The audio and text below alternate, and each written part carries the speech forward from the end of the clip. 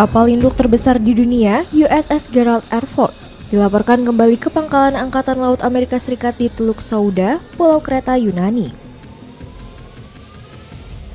Kapal ini sebelumnya menjadi bagian penting dalam pengerahan militer Amerika Serikat di Timur Tengah, termasuk dalam operasi udara terhadap Iran bersama kapal induk USS Abraham Lincoln. Kedua kapal tersebut menjadi tulang punggung serangan, dengan membawa puluhan pesawat tempur untuk mendukung operasi militer di kawasan.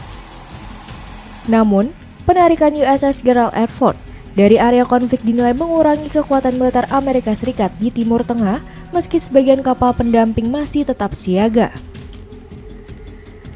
Kapal induk ini kembali ke Kreta untuk menjalani perawatan, evaluasi, dan pengisian logistik setelah hampir 9 bulan beroperasi di laut. Selama penugasan, USS Gerald R juga menghadapi sejumlah kendala teknis. Pada 12 Maret lalu, terjadi kebakaran di ruang laundry kapal yang menyebabkan kerusakan pada ratusan tempat tidur dan melukai awak meski tidak mengganggu kemampuan tempur. Selain itu, kapal ini juga dilaporkan mengalami masalah pada sistem sanitasi yang sempat menimbulkan gangguan bagi awak selama pelayaran panjang. Meski begitu, Angkatan Laut Amerika Serikat menegaskan kapal tetap dalam kondisi siap tempur.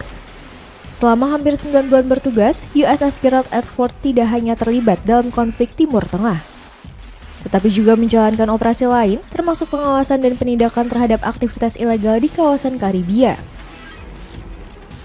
Kembalinya kapal induk ini menandai jeda sementara dalam peran aktifnya di medan konflik di tengah situasi kawasan yang memanas.